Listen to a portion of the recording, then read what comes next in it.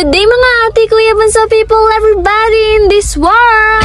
It's me again, Imari, for another vlog. Kaya tara, samahan nyo ko sa araw na to. Welcome to my real life, Real Ibs.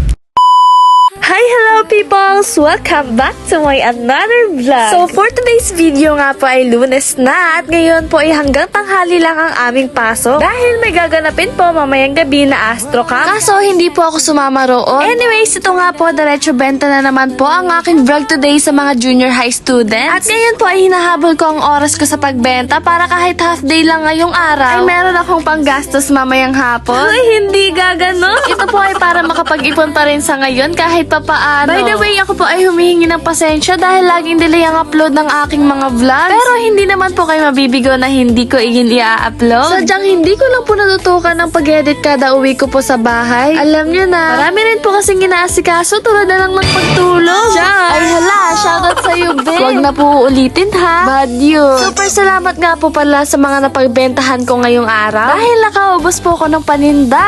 Bali, sa susunod ko nga pong pagbenta sa inyo ay may gagawin akong challenge. At sa challenge na yun, ay magkaka-reward kayo. But not this time ha. Siyempre, gagawa muna ako ng plano kung paano gagawin iyon. Naku, pagkarating ko nga po sa room ay... Gentle, easy laughter that catches by surprise. No need for big announcements, no effort to be bold. During and after nga po ay nanginginig si Vanny sa pagbigay ng flowers kay Ma'am Naiza. Ayan, at pagkatapos nga po ng pag-surprise ay back to discussion na ulit kami. So, bali ako po ulit ay nandito na sa kabilang building para makapagbenta. At unexpected nga po na tumagal ako rito sa 3rd floor grade 7 Gumamela. Hindi ko nga rin po inaasahang napakaraming eksena dito. Sabay ko na rin po ang shoutout sa inyo peoples in Gumamela students. Hi guys! Bili na kayo!